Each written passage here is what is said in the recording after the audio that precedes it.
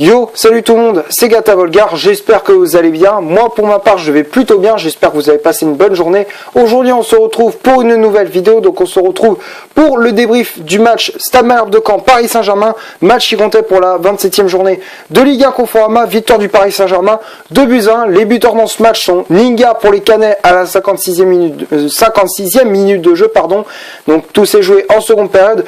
3 minutes plus tard, Kylian Mbappé égalise sur penalty et à la 87e, ce dernier inscrit le deuxième but du Paris Saint-Germain et permet aux Parisiens de repartir de Normandie avec les 3 points. Et grâce à cette victoire, on prend le large et on conforte notre première place avec 20 points d'avance sur Lille, deuxième. Voilà, donc ça a été un match où le Paris Saint-Germain a eu énormément de difficultés quand même dans ce match. On a eu la maîtrise du ballon dans les 45 premières minutes.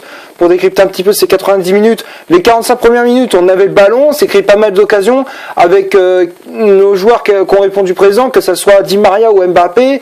Il y a eu les jeunes aussi, Diaby et Nkunku, qui ont apporté du danger devant le but de Brice Samba, mais on n'arrive pas à trouver la faille. La plus grosse occasion, c'est celle de Di Maria à la demi-heure de jeu où il trouve le poteau. Après, il y a eu aussi la barre transversale je crois que c'était Kylian Mbappé ou de Di Maria, je ne sais plus, qui avait trouvé la barre transversale en première période.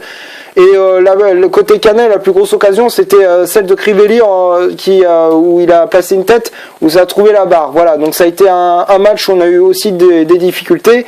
Il y avait de l'intensité du côté des deux équipes. On avait trouvé on avait tout ce qu'il fallait, on avait tous les ingrédients, mais le seul ingrédient qui nous manquait, c'était la finition. C'était ce qui nous manquait en première période. Et ce qui est dommage, parce qu'on avait plein d'occasions, mais c'est vrai que la finition, c'est ce qu'on a vraiment du mal. C'est vrai que le Edinson Cavani, qu'on a d'habitude, est très bon en finition. Là, il était toujours blessé, donc du coup, on sentait qu'il y avait un manque, quoi. On sentait qu'on avait un manque dans le 11 de départ. Voilà, donc à part ça, on avait tous les ingrédients, mais il nous manquait la finition. Donc à la mi-temps, 0-0, on se dit, bon, seconde période, on va commencer à trouver la faille, on va essayer, à force de dominer, on va trouver la faille. Mais non, à la 56e, sur un coup de pied arrêté des Canets, Seninga couvre le score, sur un très beau but d'ailleurs du Canet, qui ajuste parfaitement Alphonse Areola. C'était un coup franc d'un joueur Canet, et ça va directement sur le joueur Canet qui contrôle avant d'enchaîner d'une frappe croisée qui vient battre Alphonse Areola. Ça fait 1-0 pour les Canets. Et là, les Parisiens piqués au vif réagissent avec un bon centre de Di Maria, il me semble. Et c'est un joueur, c'est Arum Gom qui dévie ce ballon de la main et provoque un penalty, concède un penalty. Donc 59e Kylian Mbappé, c'est Kylian Mbappé qui s'en charge pour le frapper et ça se termine au fond des filets. Un partout, on se dit voilà, le PSG a égalisé, maintenant on va mettre les choses en place et tout, mais quand même, Caen a bien résisté, on a tiré plusieurs fois au but, mais le gardien Brice Samba était impérial, mais bon, on n'arrivait pas à trouver la faille, et c'est ce qui nous a manqué aujourd'hui. Mais après, à la 87e, heureusement que Kylian Mbappé était là pour inscrire ce deuxième but, et on a fait, voilà, on est rassuré, on a les 3 points, et voilà, c'est le plus important. Mais quand même, ça a été un match où on a eu énormément de difficultés, voilà. Donc score final 2-1, voilà, on se dit c'est bon, on repart les 3 points, on est assuré et on conforte notre première place. Voilà, donc on va passer maintenant à la composition d'équipe que Thomas Tuchel a aligné pour ce camp PSG. Donc ça a été un 4-4-2 avec Alphonse Areola dans les cages du Paris Saint-Germain. La charnière centrale est pas souvent utilisée, c'est Thilo Kehrer associé à Marquinhos avec le brassard de capitaine, le Brésilien qui est le second capitaine, on peut dire ça comme ça parce que le capitaine numéro 1 c'est Thiago Silva. Là Marquinhos qui remplaçait Thiago Silva laissé au repos, donc du coup Marquinhos est le brassard de capitaine. Donc comme je disais, c'est Kehrer associé à Marquinhos pour la charnière centrale du Paris Saint-Germain. Kurzawa latéral gauche, Meunier latéral droit, Paredes et Dani Alves en poste de stopper.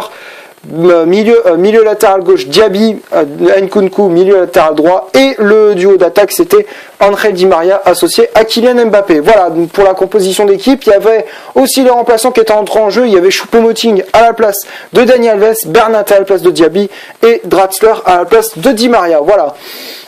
Donc Donc ce qui m'a plu dans cette équipe parisienne, c'est que tout le monde a répondu présent. Il y a eu beaucoup chacun a mis son intensité, chacun a mis son plus quoi.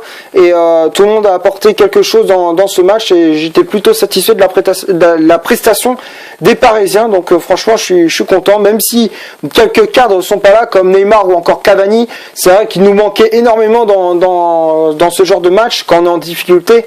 Mais quand même, on a pu faire la différence en difficulté, quand on a réussi à trouver la faille grâce à Kylian Mbappé. Même si Cavani et Neymar est absent, on peut compter sur Kylian Mbappé ou encore Di Maria qui a été très bon dans ce match. Donc franchement, il y a rien à dire sur ça. On va passer maintenant aux statistiques de cette vidéo. Donc les statistiques, on va commencer par celle du Paris Saint-Germain. 73% de possession de balle avec pour les Parisiens, 8 corners pour Paris, 15 tirs dont 5 cadrés, 4 hors-jeu et 13 fautes commises pour les Parisiens. Donc ça c'était pour le PSG. Côté Canet, 27% de possession de balle, 2 corners, 4 tirs dont 2 cadrés, 0 hors-jeu et 14 fautes commises pour les Canets. Voilà, donc ça c'est pour les statistiques. Donc c'est vrai que le PSG a nettement dominé cette rencontre en termes de tirs, mais on a été moins réaliste que l'équipe cannaise. Voilà, donc ils ont ils ont fait 4 tirs dont la moitié a été cadrée, dont un but. Voilà, donc franchement, même s'ils n'ont pas tiré énormément au but, ils étaient plus réalistes que nous, mais quand même on a pu faire la différence en fin de match. Et voilà, donc grâce à cette victoire, on prend les 3 points et on est toujours premier avec Lille qui est deuxième et on a 20 points d'avance sur eux. Voilà, donc on va passer maintenant au top et au flop de cette vidéo. Donc les tops pour moi c'est toute l'équipe, franchement toute l'équipe a été très très bonne. Je vais faire quand même du poste par poste avec Alphonse Areola qui était impérial. Franchement Areola il a fait un très très bon match, même si bon sur le but on peut un petit peu le reprocher parce qu'il a pas anticipé le coup franc. Bon tu me diras après que c'est à 40 mètres du but du goal parisien, mais bon voilà, il aurait pu un petit peu anticiper le coup franc et ça aurait peut-être empêché le but des Canets. Mais sinon à part ça, Alphonse Areola il a fait un très bon match. Après Thilo Kehrer et Marquinhos, franchement ils ont fait du bon boulot également. Kehrer qui a été important dans les récupérations de balles, tout comme Marquinhos. Eux deux aussi, lors des coups de pied arrêtés, ils étaient vraiment importants parce que sur le domaine aérien ils étaient assez importants. Et ils ont apporté du danger dans le but devant Brice Samba, le gardien de Caen. Après Kurzawa je le mets dans le top, donc pour l'instant il y a des tops, hein. Areola, Kehrer, Marquinhos je les mets dans le top. Kurzawa pareil dans le top parce que offensivement il a été très très bon, tout comme défensivement il y a rien qui passait du côté de son côté, donc franchement il y a rien à dire sur ça. Kurzawa je le mets dans le top. Meunier dans le top aussi parce que offensivement il a apporté du danger également et défensivement franchement lors des contre-attaques de Caen il a été impérial, en 1 contre 1 il a géré. Franchement Meunier il a été le boss durant la première période où il y avait une contre-attaque des Canets et en 1 contre 1 il a pas laissé passer l'adversaire et c'est quand même important de la part du Belge et franchement il l'a très bien fait. Donc franchement Meunier pour moi c'est dans le top. Après Paredes et Dani Alves, Paredes je le mets dans le top parce que franchement il a été très très bon en termes de récupération de balles, tout comme Dani Alves. Dani Alves je trouve qu'il est meilleur dans l'axe en poste de stopper alors que dans son poste de base, c'est-à-dire jouer sur les côtés, enfin plus sur le côté droit. Et moi je trouve qu'il est meilleur en poste de stopper quoi. Et franchement Dani Alves, j'espère qu'il va continuer sur ce rythme là. Après Diaby je le mets dans le top parce que il a rapporté de la vitesse dans le jeu parisien et de l'intensité aussi, tout comme Christopher Nkunku. Tous les deux je les mets dans le top. Franchement ils ont apporté du plus à l'attaque du Paris Saint-Germain. Di Maria et Mbappé. Di Maria je le mets dans le top parce que pour moi il a été décisif, il a apporté pas mal d'occasions du côté du Paris Saint-Germain, même s'il a eu un manque de réussite, il a quand même apporté du danger devant les buts Canet. Et Kylian Mbappé, pour moi, je le mets dans le top du top parce que pour moi, c'est l'homme du match parce que c'est lui qui nous a sauvés à hauteur d'un doublé. Et franchement, il y a rien à dire sur ça. Donc pour moi, Kylian Mbappé, c'est l'homme du match.